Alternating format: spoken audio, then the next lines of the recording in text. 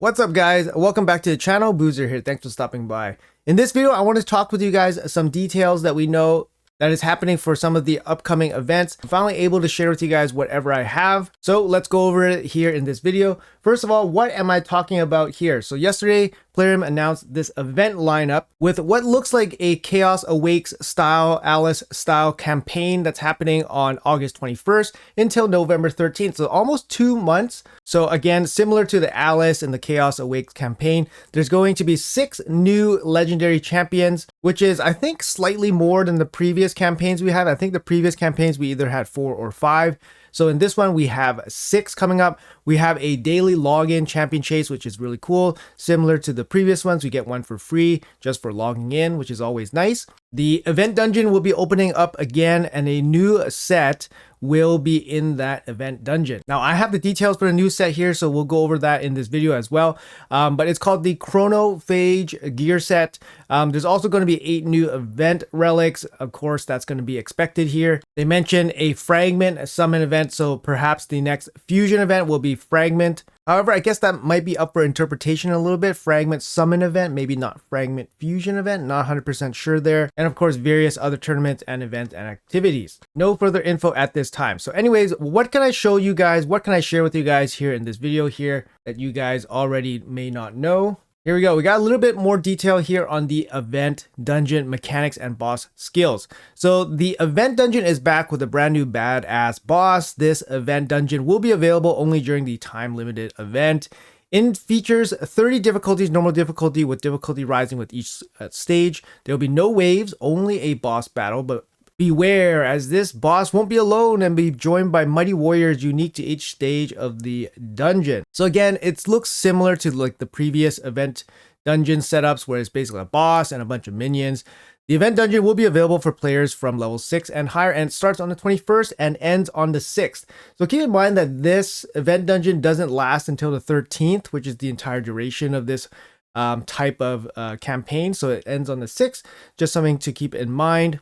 Take a closer look here at the fine details of the boss. So it says it's a Shadowkin HP type Void Affinity champion, guys. So I have my predictions about who it's going to be. It's kind of obvious. It's kind of not. I don't want to speculate any further, but we'll find out when we find out. Anyways, that's our boss affinity and our boss faction. What does he do? So far he has a attack one enemy 3 times. The second and third hits of this skill will ignore 5 and 10% of the target's defense. The second and third hits of this skill will deal 10 and 20% more crit damage. Okay, so the A1 scales up with just hits harder. The second attack all enemies 2 times. Each critical hit destroys the enemy's defense by 5% up to 30%. Each critical hit also increases this champion's max HP by 5% up to 30%. So every crit makes this HP based damage dealer go stronger. I think that's pretty good. There's no way to really increase HP based damage, so this way is kind of nice. Each hit has a, I guess, 100% chance of placing Leech. This debuff cannot be resisted if this champion is under a veil or perfect veil. Okay, Leech, okay.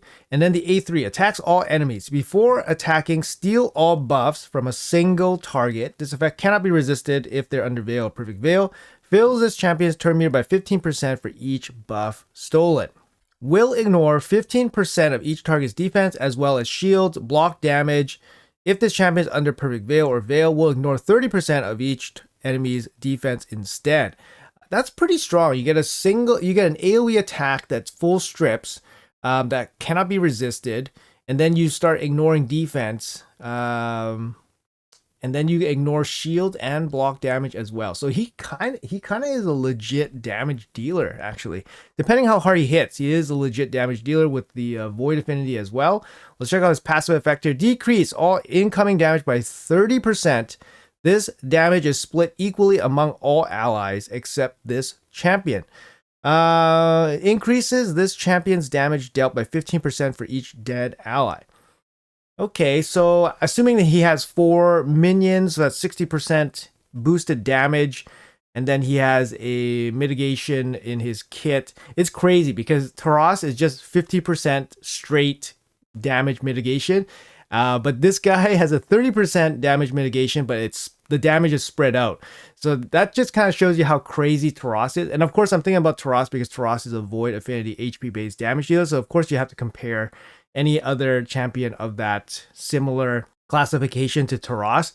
So yeah, and his active effect, whenever this champion loses 20% of their max HP in one attack, has a 100% chance to evade the next attack. So 100% chance to evade. So evade is basically having the attack miss you, so no effects happen, no status effects happen to you.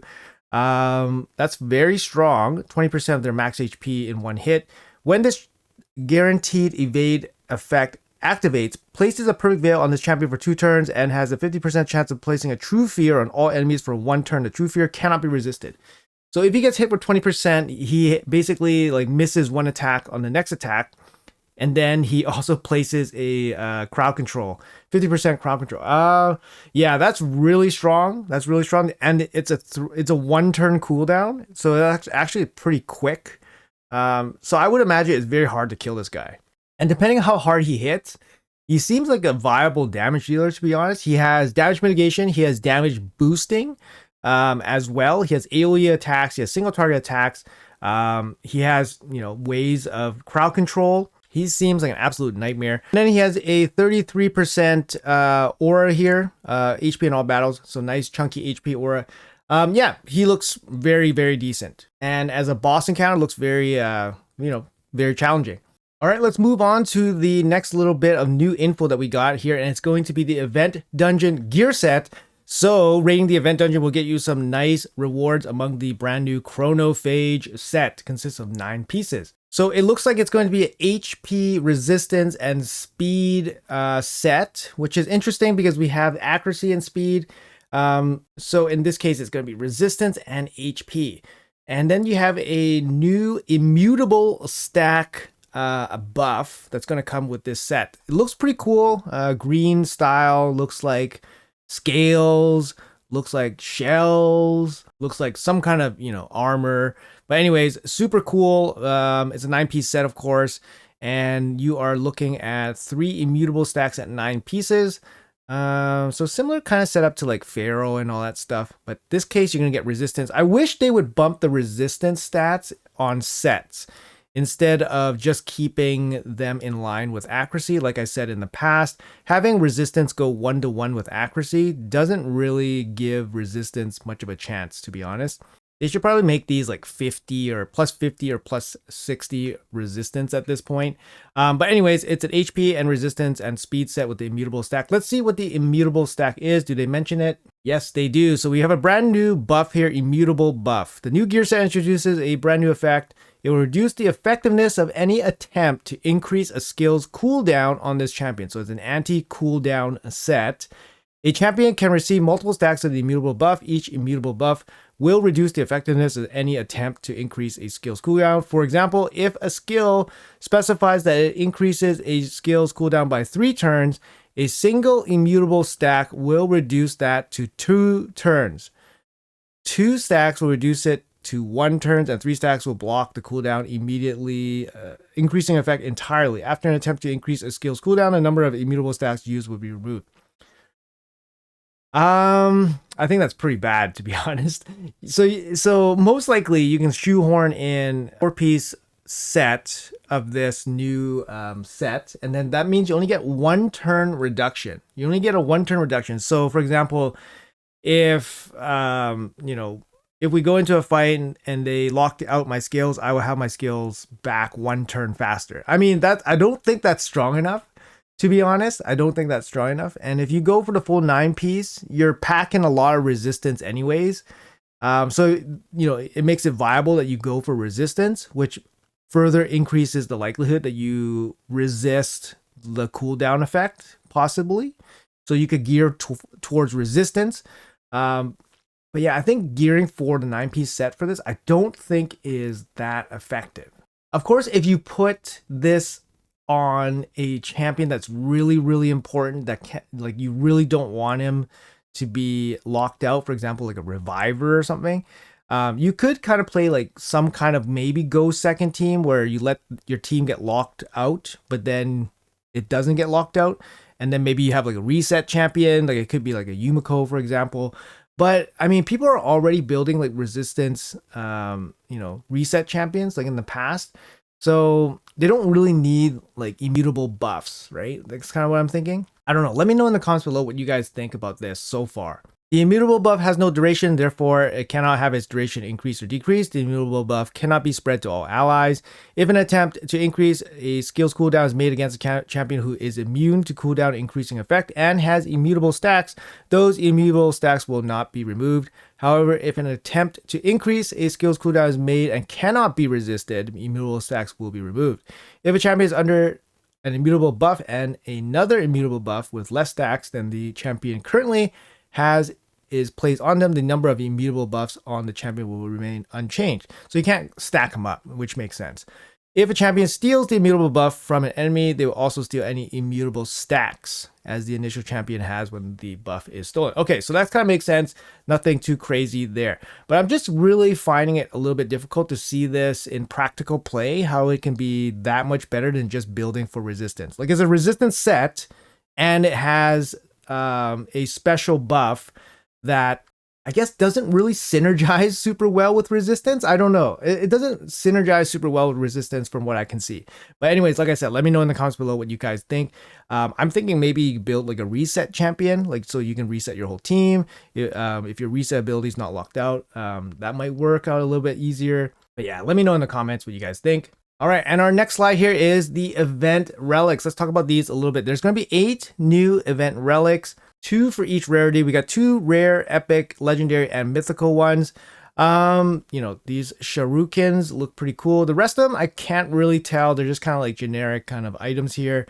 These could be from any part of the game at any time, to be honest, except for the shurikens. I think these look pretty cool. Let's jump into the next slide. And they do a little bit of a breakdown here on each one. So that's really, really nice to see. Thunderous Circlet. Okay, so that's a rare one. HP, defense, resistance.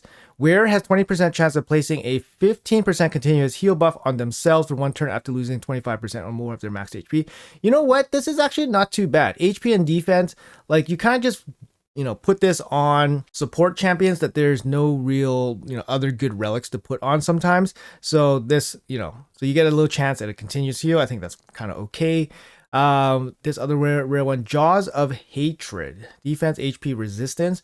When attacked, rare has a 10% chance of increasing their defense by 10% until the end of next turn. Occurs once per skill. I mean, this is first of all, it's a small chance. So at level 4, for example, you got 25% chance and it's only a 10% boost in defense.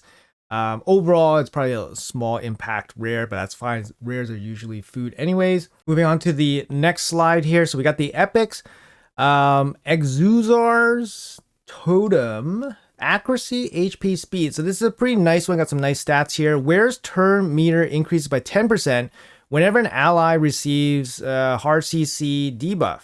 And then the boost increases. So let's say it's 16% at level 4. Accuracy HP is pretty solid, even just for an accuracy boost, just a little stat boost here. And this stuff happens all the time, the hard CC stuff. So boosting a turn meter by 16% every time it happens, but it only occurs once per turn. It's not bad. I think this is not bad. It's usable. It's probably could be a mastery, to be honest. But yeah, it's very fair. It seems usable. I would say, yeah, it's pretty decent. So let's move on to this one. Saint Xaviers Tribute. What do we got here? Attack, accuracy, crit, damage. Where it has a 15% chance.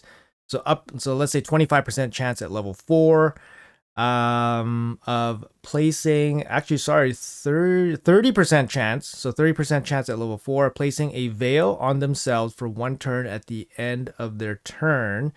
The chance increases by 5% for each 15% HP lost. This could be interesting. I mean, the chance could be significant, right? Because if you're at low HP, this could be a really high chance of occurrence. But how valuable is Veil? Like I'm thinking Veil for maybe like the Ram fight, for example, and Chimera. But honestly, there's like a lot of other ways you can work around it. I don't know if it's enough to like invest in a relic to do that, but maybe it gives you an option. I don't think it's bad, but I don't know how powerful it is. It doesn't seem bad though, but I think overall probably not good enough to use full time, but we'll see. Not too bad. Let's move on to the legendary relics. Last Laugh Amulet. Sounds pretty cool. Attack HP, crit damage. Like these are like Rotos stats, but any kind of attack based damage dealer could benefit from this. Too bad crit damage at the end here. Where has a 30% chance, 60% chance at level 4 to activate a delay effect when receiving fatal damage. 3-turn cooldown. It doesn't specify what a delay effect is. Unfortunately, I would assume it's probably something like, I don't know, maybe you get 1 turn extra of staying alive and then you die. It could be something like that. Who knows? Yeah, but yeah, 60% chance of that happening. Could be interesting. This potentially could, make a lot more different types of damage dealers a little bit more viable. A lot of damage dealers you can't really use because they have no way of surviving a hit outside of Stone Skin, which is no guarantee that they survive anyways. So giving more damage dealers the ability to survive makes them more viable. But I don't like that attack is the main stat, the first stat here, which makes it more specialized towards attack-based damage dealers. But we'll see. We'll have to see what this delay effect is. We don't have any further information about that at this time. After that, the second legendary relic here is the Mask of Disquiet. Resistance, defense, and speed. Wearer has a 30% chance of activating an instant turn effect on themselves after returning from sheep. So that goes up to 60% on level 4. 60% chance of gaining an extra turn when returning from sheep. I mean, you have to get sheeped in the first place. Getting sheeped means you have to apply debuffs against somebody else with the sheep blessing, or you're playing against Armans. There's just not that many attacks that sheep you. You basically sheep yourself through the blessing. And I don't know how, popular sheep is nowadays in Live Arena. I think it's a lot less popular. So I don't know. And this is fully reliant on being sheeped. So it's a uncommon occurrence. And then you have a 60% chance of getting extra instant turn.